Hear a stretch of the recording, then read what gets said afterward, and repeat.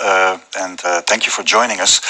However, Mr. Ambassador, when we see these images, 100,000 people on the run, already a few hundred people killed, isn't it very cynical to call this Operation Peace Spring? No, it's not, because I think you have to look at the objectives of why we are doing this operation. It is, in fact, first and foremost to protect our borders and our own people from terrorism coming from the other side of the border in Syria. But it's maybe cynical to the Syrian Kurdish people who live there. But of course, one also has to look to the area, whether it's a completely Kurdish area or not. And I don't think that is right to call this operation against Turkey, against Kurds. No, we are doing this operation against a particular organization, which is a terrorist organization, PYD-YPG, which is the offshoot of PKK in Syria. And as you know, PKK is recognized as a terrorist organization by NATO, EU, and the entire international community. Okay. So they themselves deny that they are an offshoot of PKK, but maybe more importantly, they were our partners in fighting ISIS. First of all, no matter how they deny, it is a well-documented fact. The American Secretary of Defense, Ash Carter, told it.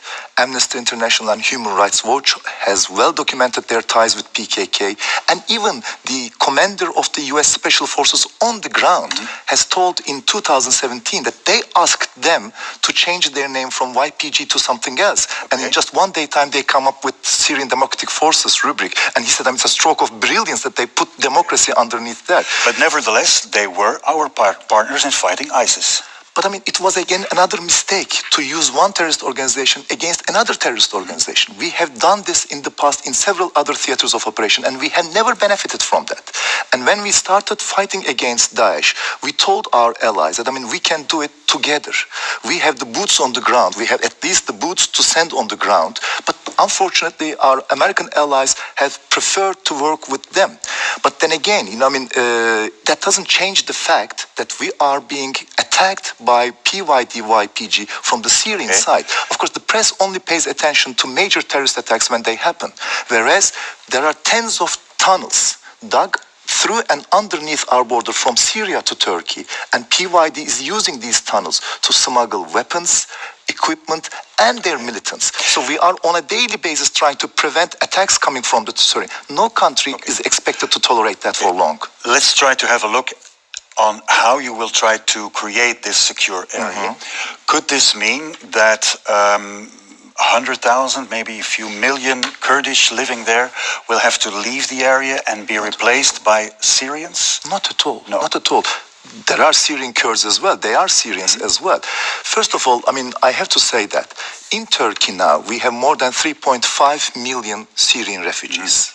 1 million of which came exactly from the area that we intend to create as a safe zone. So they will go back? Of course. If they want. If they want. All returns will be voluntary. And they have houses, waiting for them? Exactly. I believe so, because they came from those areas. According to our statistics, Tel Abyad, Resiline, and all these cities are shown as their original hometowns. So these will be the first to go back. But is it your plan? Is it your plan that all 3.5 million Syrians return or go to that area? Of course not. Of course not. Our president has already told that up to 1 million people may go back when this safe zone is created in full.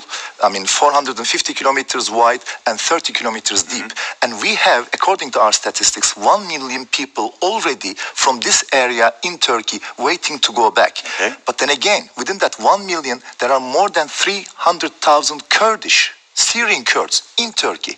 Why they have come to Turkey in the first place? They have fled not only from the regime brutality, but also from the repression of the PYD and YPG. As a Syrian Kurd, they cannot go back to this area because unfortunately PYD and YPG is trying to repress a certain ideology on these people. Okay. Now, President Erdogan, he has warned particularly Europe not to call this an invasion. True. How would you call it then? A military operation, a security operation to protect our own borders and to create a safe zone whereby refugees can go back. Foreign troops going to another country, technically that's an invasion, no? But then we have so many foreign troops in Syria. We have anti-Daesh coalition, which is taking place in Syria. How do we call it? Is it an invasion? No, it's an operation. It's a counterterrorism operation. Exactly like that.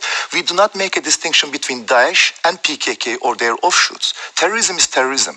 You cannot call our terrorism your terrorism. I think we have to be very clear in terms of our cooperation against terrorism. So that's why, please go ahead. Okay. However, this action is met with a lot of criticism by our traditional, so let's call them Western partners. Maybe first we could have a look at what Jens Stoltenberg, NATO chief, said after he visited Ankara and to meet President Erdogan. Sure. I shared with him my serious concerns about the ongoing operation and the risk of further destabilizing the region, escalating tensions, and even more human suffering. While Turkey has legitimate security concerns, I expect Turkey to act with restraint. Yeah, this to me is a moderate reaction. An accurate reaction, I would say, because we, of course, have the same concerns. We do not want to create a humanitarian suffering. We do not want to harm any innocent civilians, or we do not want to damage the infrastructure. So that's why maybe you have to look also the very proven good track record of Turkey with the two previous operations we have done in Syria. First, in Elbab area, Azaz area, against Daesh. And I think we have to take note that Turkey is the only country in the Western coalition who has fought Daesh on the ground, with people on the ground. We have lost many, not only as a result of the terrorist attacks of Daesh in Turkey, around 300, but also we have lost many of our soldiers in this operation. And then we have done one in Afrin area that was a predominantly Kurdish populated area.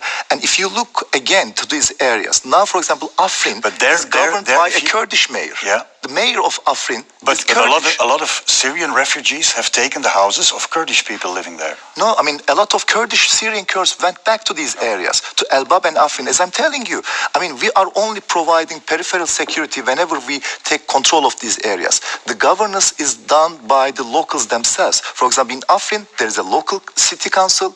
They elected their own member, which is a Syrian Kurd, and we have no complaint whatsoever from the Syrian Kurds of the town itself. That's exactly going to be the same thing. We're going to show utmost care to the innocent civilians, not to be harmed, no casualties to be given, but also we're also going to be quite careful, because he spoke about Daesh as well. Yeah, but go ahead.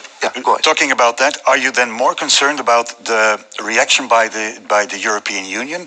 Federica Mogherini, the foreign representative, issued a statement condemning the military action and warning not to start a process of ethnic replacement.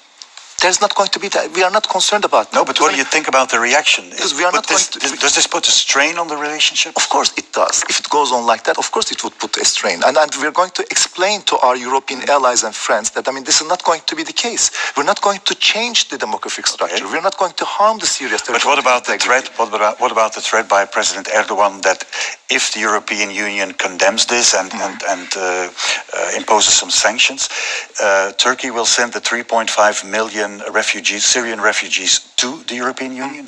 I think it is something to draw a parallel between your concerns that you are expressing to us. You're telling us that YPG, PYD can no longer keep the Daesh militants under control because of the operation. We worry about that too. Can you guarantee of course, that they of course we can guarantee. Can you do of course, because this safe zone currently does not have many camps or prisons where Daesh militants or their family members are being held at this point. They are way beyond the planned security zone. For example, the El Hol camp, which hosts 70,000 people, are 60 kilometers away from our border. So it's no way near to the security zone. So it is, I think, a weapon, a sort of a provocation used by the YPG, PYD, that they are threatening Europe, that if you do not stop the military operation, we're going to set them free. And the threat by President Erdogan to send the 3.5 million euros, is that just a threat or is it just words? No, I'm just saying that, if you are so concerned about the ability of YPG, PYD to keep their Daesh militants under their own control, why are you not concerned about Turkey's ability to keep 3.6 million refugees for years now? While we are doing our utmost fighting against so many different terrorist organizations at the same time, taking no support from the EU or from the international community, either for the refugees or for the counter-terrorism threats. So why are you not concerned about our own ability to keep these people in Turkey safely and in a dignified way. Maybe we'll see what happens tomorrow, because tomorrow the EU foreign ministers have a meeting.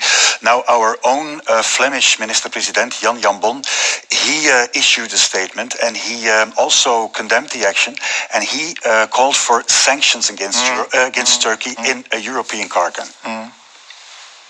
Ja, Europa pretendeert altijd een machtsblok te zijn tussen de andere machtsblokken. Ze kunnen nu bewijzen dat ze inderdaad impact hebben op het gebeuren. En ik denk, economische sancties is iets dat voor de hand ligt, dat kan afgevaardigd worden. Maar dit moet je, denk ik, met heel Europa samen doen. Het heeft niet veel zin dat hier of daar een lidstaat zo'n los initiatief op dat vlak neemt. Maar ik denk dat Europa daar toch een vuist moet maken. Yeah. Could you accept, let's say, economic sanctions? Of course not. And it would be a grave mistake. Because what Turkey is doing in order to ensure its own security is in fact European security as well. Do not forget that Turkey is a member of NATO. Turkey is a country which has so much links and integration with the European Union.